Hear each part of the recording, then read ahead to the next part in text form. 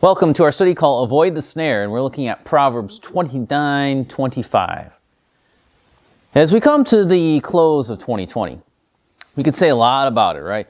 We could talk about the virus, we could talk about the election, we could talk about the riots that happened, we could talk about economics, we could talk about racial relations and gender confusion. We could talk about the exodus of people from my own church and the church as a whole, really.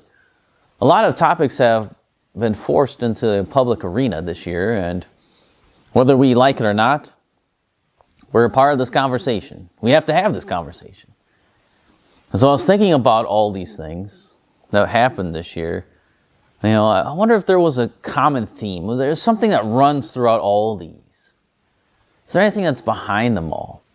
Well, the Bible tells us that we know the schemes of the devil, right? So we know that he was working in these things. There was something going on. What was he using to kind of stir up all this trouble? Is there a common evil among all these issues that we encountered? Is there a language? Is there a language that is being used that is common to everything that's happened? And I think there has been. If you look at the secular media, and unfortunately many of the Christian sources, some that I trusted in the past, you'll see that they have the same idea, the same language. You'll find one idea really being peddled. It's fear. It's not the fear of God, obviously. It's not a rational fear of danger, of something that's going to harm you, but it's the fear of man is running throughout all these things. It's the fear of man. But you know what? You probably already knew that, right? Think about it for a moment. If you think about it, I think you'll agree with me that this is true. What has been the underlying ideology that has driven most of the issues and evil of today? It's the fear of man. All the issues that have been brought to the forefront this year have all been driven by the fear of man. Intimidation is everywhere. Side with us, they say. Say that we're right. Accept what we believe and do and what we are. Say that everything we do is morally good, or else, you're out of here. We're going to cancel you, or we're going to do worse. Say Black Lives Matter, or we'll punch you in the face, kind of thing. Wear a mask, or we'll yell at you and run you out of the store. Or even worse, we might even arrest you. We'll throw you in jail for a few hours. If you vote for this candidate, you are the problem which must be dealt with. If you meet at church, then you're unloving and setting a bad example. If you don't believe that there are 70 plus genders or whatever it is, now I lost track.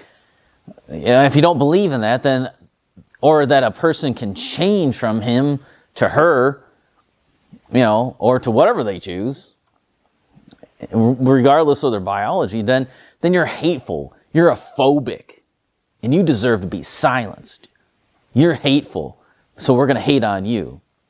We've all felt it this year. There's no wonder why domestic abuse and suicide numbers are up this year. There's no wonder why that's happening. Not only has the normal been changed, but we're swimming in a flood of the fear of man.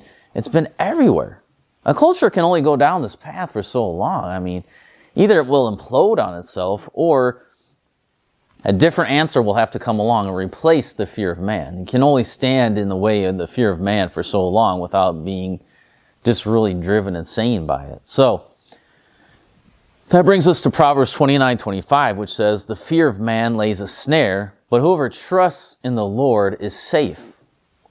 Of course, Scripture has something to say about the fear of man. Here it is.